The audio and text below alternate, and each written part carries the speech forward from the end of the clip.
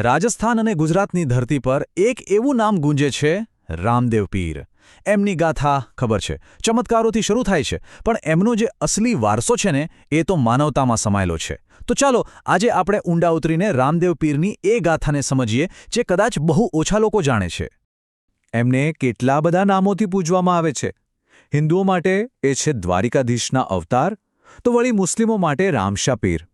આ નામો જ પોતે બધું કહી જાય છે નહીં કે એમનું મહત્વ, એમની સ્વીકૃતિ કેટલી બહોળી હતી. આપણે બધાએ એમના ચમત્કારોની વાતો તો બહુ સાંભળી છે, પણ આજે આપણે એક સવાલ પૂછીએ કે રામદેવ પીરનો ખરો સૌથી મોટો ચમત્કાર કયો હતો? કાપડના ઘોડાને હવામાં ઉડાડવો કે પછી સદીઓથી ઊભેલી જાતિવાદની દિવાલોને તોડી પાડવી?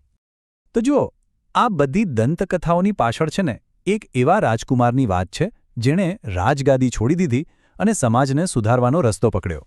એમની આખી ગાથાની શરૂઆત જ એમના જન્મની અસાધારણ ઘટનાઓથી થાય છે. તો બસ ચાલો ત્યાંથી જ આપણે વાતને માંડીએ.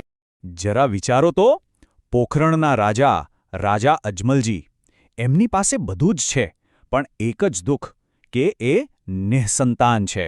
અને આ જ દુઃખ એમને છેક દ્વારિકા સુધી લઈ જાય છે, જ્યાં એ સાચા દિલથી ભગવાન કૃષ્ણને પોકારે છે. અને જુઓ, એમની ભક્તિમાં એટલી તાકાત હતી કે ખુદ દ્વારિકાધીશે એમને વચન આપ્યું. અને આ કોઈ નાનુંસૂનું વચન નહોતું, આ તો એક દૈવી સંકેત હતો, એક યુગપુરુષના આવવાની જાહેરાત હતી. પછી જ્યારે એમનો જન્મ થયો ત્યારે તો જાણે પ્રકૃતિ પોતે જ સાક્ષી પૂરી રહી હતી. આખા મહેલમાં કુમકુમના પગલાં, મંદિરોના ઘંટ એની મેળે જ વાગવા લાગ્યા. આ બધી નિશાનીઓએ સ્પષ્ટ કરી દીધું કે આ બાળક કોઈ સામાન્ય બાળક નથી. સારું, તો હવે વાત કરીએ એમના સૌથી મોટા અને ક્રાંતિકારી કામની. એમણે જ્ઞાતિ વ્યવસ્થા સામે જે બળવો પુકાર્યો હતો એની. જરા અહીંયા નજર કરો એટલે સમજાશે કે એમના કામ એ જમાનામાં કેટલા ક્રાંતિકારી હતા. વિચાર તો કરો, એ સમયમાં જ્યારે અસ્પૃશ્યતા એકદમ કડક હતી, ત્યારે રામદેવ પીર એ કહેવાતી નીચલી જાતિના લોકો સાથે એક પંગતમાં બેસીને ભોજન કરતા હતા. અને એમની આ ક્રાંતિનું જો કોઈ સૌથી મોટું જીવંત પ્રતીક હોય તો એ હતા ડાલીબાઈ, મેઘવાડ સમાજની એક દીકરી જેને એ જમાનાનો સમાજ અસ્પૃશ્ય ગણતો હતો. રામદેવ પીરે એમને પોતાની ધર્મની બહેન બનાવી, પોતાના પરિવારનો હિસ્સો બનાવ્યા. અને સમજો, આ ખાલી કોઈ ભાવુક થઈને લીધેલો નિર્ણય નહોતો, આ તો સીધો સામાજિક વ્યવસ્થા પર એક પ્રહાર હતો. એક રાજપૂત રાજકુમાર મેઘવાડ સમાજની દીકરીને બહેન બનાવે, આ એક જ ઘટનાએ જાતિ કરતાં માનવતાને ક્યાંય ઊંચો દરજ્જો આપી દીધો.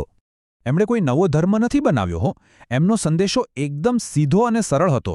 ભક્તિમાં કોઈ નાતજાત હોતી જ નથી, ભગવાન તો બધાના છે. પણ રામદેવ પીરની વાત અહીં પૂરી નથી થતી. એમની ગાથા ખાલી હિન્દુઓ પૂરતી સીમિત નહોતી. હવે એક એવી ઘટના બની જેણે એમને હિન્દુ અને મુસ્લિમ બંને ધર્મોને જોડતી એક કડી બનાવી દીધા. એમની ખ્યાતિ એટલી બધી ફેલાઈ કે છેક મક્કા સુધી એના પડઘા સંભળાયા, અને ત્યાંથી 5 મોટા પીર એમની શક્તિને ચકાસવા માટે, એમની પરીક્ષા લેવા માટે પોખરણ આવ્યા. રામદેવ પીરે એમને ભોજન માટે પ્રેમથી આમંત્રણ આપ્યું, પણ પેલા પીરોએ એક એવી શરત મૂકી જે લગભગ અશક્ય હતી. એમણે કહ્યું, અમે તો ફક્ત અમારા ખાસ વાટકામાંથી જ જમીએ છીએ, અને એ તો અમે મક્કામાં જ ભૂલીને આવ્યા છીએ. પણ રામદેવ પીર માટે તો કશું જ અશક્ય નહોતું.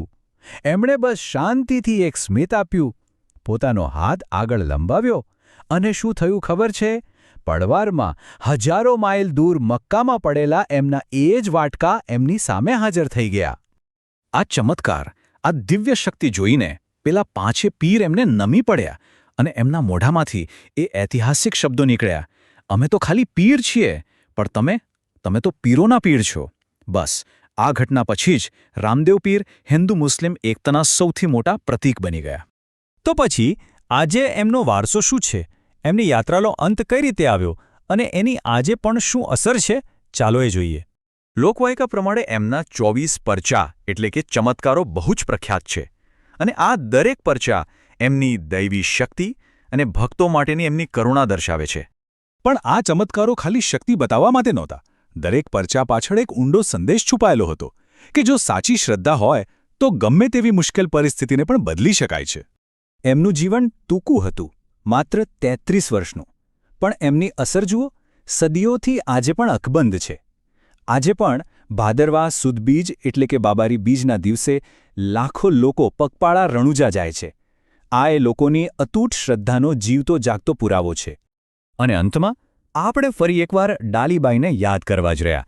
જ્યારે રામદેવ પીરે સમાધિ લેવાનો નિર્ણય કર્યો ત્યારે ડાલીબાઈએ એમની પાસે એક માંગણી કરી કે એમને રામદેવ પીર પહેલાં એ જ જગ્યાએ સમાધિ લેવી છે. અને આજે પણ રણુજામાં આ ભાઈ અને બહેનની સમાધિઓ જોડે જોડે છે, જે પ્રેમ, ભક્તિ અને સમાનતાનું સૌથી મોટું અંતિમ પ્રતીક છે. તો આ આખી વાત આપણને એક છેલ્લા સવાલ પર લાવીને ઊભી રાખે છે. રામદેવ પીરનો સાચો વારસો શું છે?